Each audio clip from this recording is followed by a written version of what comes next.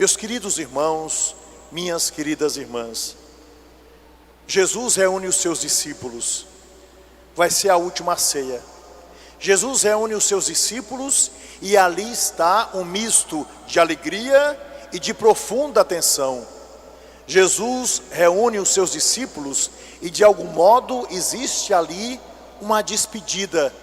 E toda despedida nos traz a possibilidade de um novo recomeço, mas ao mesmo tempo nós acabamos deixando no profundo dos nossos sentimentos aqueles que de algum modo nós nos despedimos.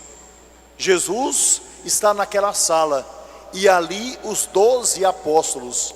O evangelho de hoje nos disse que tendo amado os seus, Jesus os amou até o fim. É uma lição para nós. Deus não desistiu de nós, apesar de saber o que estava para acontecer nas horas seguintes. Ele seria crucificado. Deus continuou acreditando que nós seríamos capazes de continuar a sua obra de salvação, apesar de tudo aquilo que a humanidade haveria de lhe fazer. Deus foi até o fim, porque nos ama, porque acredita em nós. Foi até o fim, porque veio não para ser servido, mas para servir. E o seu serviço foi completo. Diante dele, 12 homens, um destino, ou seja, ele haveria de ir para a cruz. Mas dentre aqueles que lá estavam, um maquinava coisas terríveis. Os seus pés andaram muito, não para ir ao templo, mas para ir à casa de homens que estavam maquinando a morte de Jesus. Aquele homem, mais do que os outros, tinha os pés sujos, e Jesus sabia perfeitamente quem ele era, sabia quem seria o traidor, sabia que ele depois com um beijo o entregaria aos seus algozes, e de um modo especial, Jesus, dentre tantos, permaneceu amando aquele homem, esperando que ele finalmente pudesse se converter e começar uma vida nova. Deus não impõe a nós coisa alguma. Deus não nos faz engolir o seu amor. Deus nos respeita até mesmo quando nós escolhemos não respeitá-lo. Deus nos ama até mesmo quando nós escolhemos não amá-lo. E por causa disso, Deus, amando a todos, amou também a Judas. Ora, meus irmãos e minhas irmãs, em meio àquele momento de profunda tensão, mas ao mesmo tempo de profunda atenção ao mistério, Jesus pede um avental, Jesus pede uma bacia, Jesus pede um recipiente para lavar os pés dos seus discípulos, de todos, inclusive o de Judas. Ora, por que é que Jesus lava os pés dos discípulos?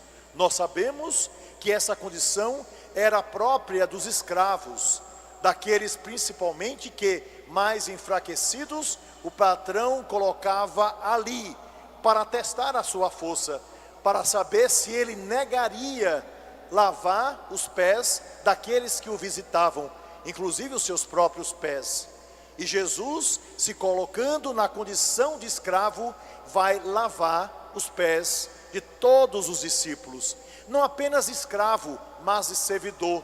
Não apenas de servidor, mas de Deus, que se inclina sobre a humanidade para falar do que existe no seu coração, que se humilha diante de todos nós, para que nós despertemos para o seu amor. Afinal de contas, é o orgulho que nos separa do coração de Deus. E assim, Jesus vai lavar os pés dos seus discípulos. Mas, meus irmãos e minhas irmãs, isso também é próprio da tradição judaica. Jesus lava os pés daqueles homens para recordar a grande caminhada que o povo de Deus fez, saindo do Egito, do lugar sujo da escravidão, da lama que eles foram obrigados a pisar, para finalmente direcionar a sua vida a Canaã, a terra prometida.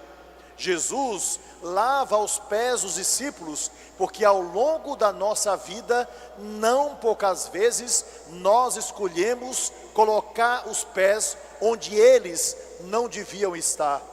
Jesus lava os pés dos discípulos, porque não poucas vezes nós nos dirigimos com os pés que Deus nos deu para lugares que nunca deviam ser visitados, para sites que nunca deveriam ser vistos, para histórias que nunca deveriam ser experimentadas. Portanto, é pelos pés que nós nos dirigimos a lugares péssimos. E Jesus, lavando os pés dos discípulos, desejava que eles fizessem uma nova caminhada, que não se perdessem em relação às rotas propostas, que direcionasse a sua vida, orientasse, fosse pela luz do Oriente, que é o próprio Jesus Cristo, ao encontro do coração do Altíssimo Senhor, do eterno Deus, da alegria das nações.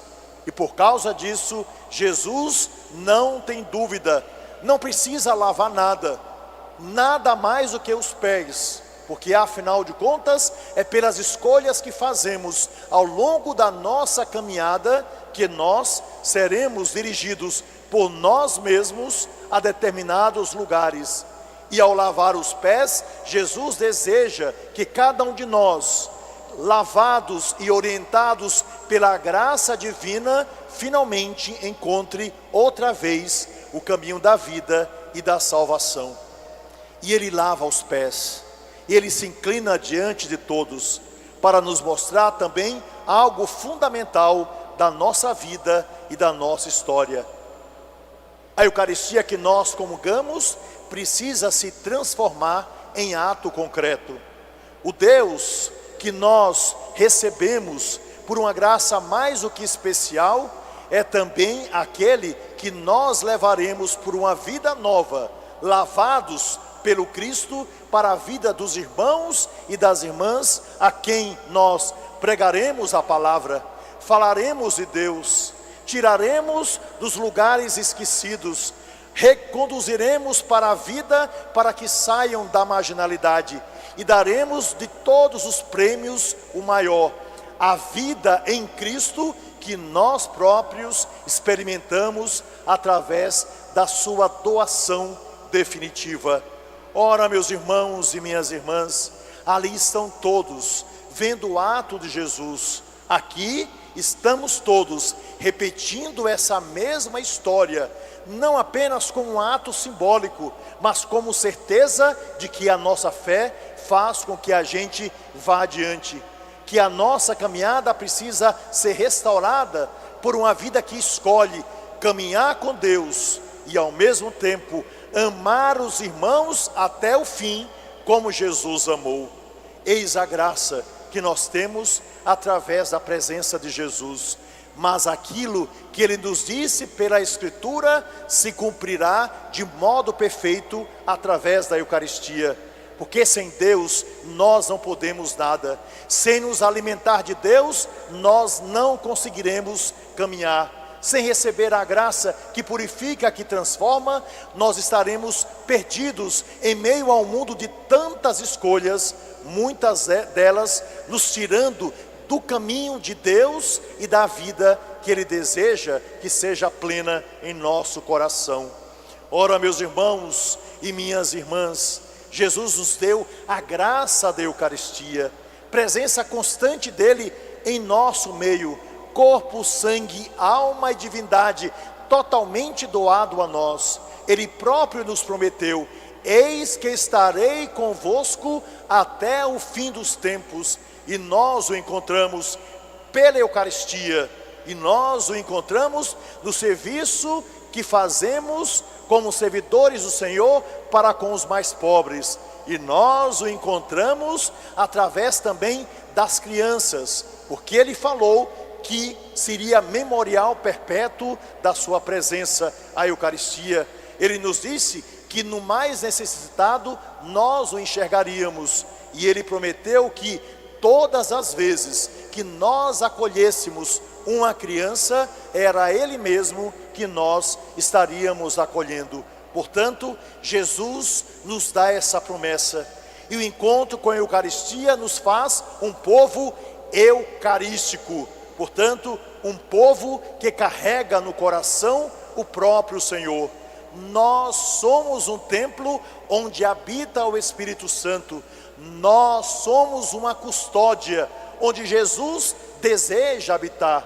Nós somos convidados a sempre, lavados pelo Senhor, deixando de lado os pecados, aquilo que não serve para a nossa vida, verdadeiramente guiar toda a nossa existência com força, com coragem, com esperança e com alegria, por meio do pão que nós comungamos, por meio do sangue que nós tragamos, pela beleza do corpo e de sangue do Senhor que nos vem sobre o altar, e que nós encontramos em todos os sacrários do mundo, para que não falte à comunidade cristã a presença daquele que foi, que era e que é e que vem. Eis a grande graça, meus irmãos e minhas irmãs, que nos foi dada. E nessa noite, nós precisamos nos comprometer com todo o trabalho feito pela igreja e com o pedido que Jesus fez que nós pedíssemos. Ou seja, a messe é grande, os operários são poucos. Há comunidades no Brasil que têm Eucaristia às vezes uma vez ao ano. Existem lugares onde a Eucaristia chega apenas através de um sacerdote que fez a consagração distante, e que Jesus vem através de avião, de barco e de ônibus, para que não falte à comunidade esta mesma Eucaristia.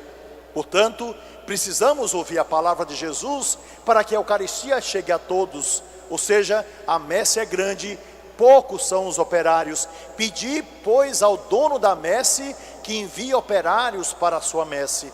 Grande graça temos em nossa arquidiocese. De ponta a ponta temos sempre uma igreja, uma capela que nos oferece a presença de Jesus. Mas o nosso olhar, o lavar dos nossos pés, nos faz enxergar muito além. Portanto, meus irmãos e minhas irmãs, precisamos nos comprometer a rezar com insistência todo dia, para que Deus envie novos pastores para a sua igreja. Precisamos nos alegrar, por exemplo, quando um filho nosso diz: eu desejo ser padre. Precisamos apoiar, abraçar, aconselhar e ao mesmo tempo receber o ensinamento dos nossos sacerdotes e agradecer a cada dia, nós que somos privilegiados de ter sobre o altar a própria presença do Senhor, e no altar o céu. Afinal de contas, ao levantar a Eucaristia e ao vermos a presença do Senhor, existe uma certeza: nós olhamos para aquele que os anjos e os santos também olham. Nós adoramos na terra aquele que os que estão no céu adoram, e assim céu e terra se unem no eterno louvor para a glória de Deus, para a presença do Senhor em nossa vida e para a transformação da sociedade onde nós habitamos. Sem Deus nada podemos, e é a certeza da presença de Jesus até os últimos tempos que nos garante, com os pés limpos, deixando de lado o pecado, a caminhar em busca dele, e ao longo do caminho ter a certeza de que ele já nos encontrou, e nos encontrando nos pede que também sejamos capazes de servir, porque todos somos servidores a todos aqueles que ele nos deu para evangelizar, para alimentar, para amar e para caminhar juntos nesse caminho que nos levará à eterna Canaã, prometida por Jesus, cuja porta é Ele mesmo, cuja luz iluminará as trevas e cuja certeza nos levará ao coração do Altíssimo Senhor. Portanto, meus irmãos e minhas irmãs, que essa seja a nossa certeza, que essa seja a alegria de toda a nossa vida. E para concluir, eu vou contar uma historinha de padre, muito simples. Talvez a historinha mais simples que eu conheço, mas uma história que nos diz perfeitamente daquilo que é o serviço de um sacerdote na comunidade. Houve uma missa, e o padre havia pregado, imaginava ele, muitíssimo bem.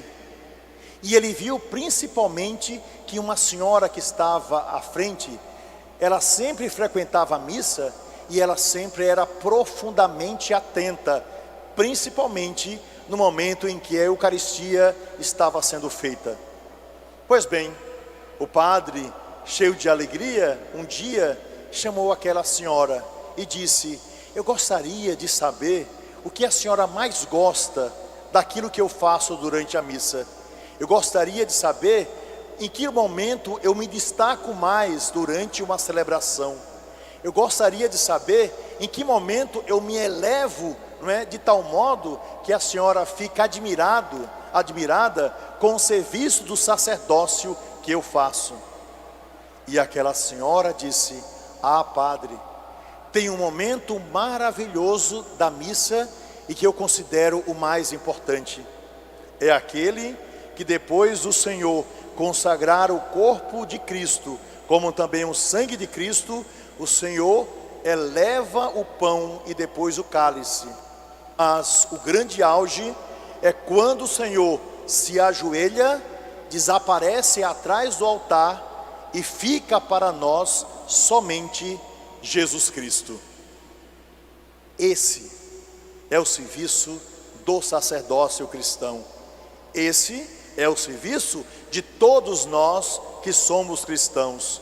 Repetindo a palavra de João Batista, que ele cresça e que eu diminua. Recordando os nossos pés, eu não sou digno sequer de desatar as sandálias dos seus pés. Porém, existe uma coisa que deve alegrar o nosso coração, dita pelo Evangelho de hoje: tendo nos amado, amou até o fim. Ele é o Mestre, Ele é o Senhor. Abramos o nosso coração para viver as alegrias dessa linda história de amor. E com os pés lavados por Ele, e com o perdão consentido por Ele, que caminhemos cada vez mais durante toda a vida, até repousarmos no coração da misericórdia. Que assim seja.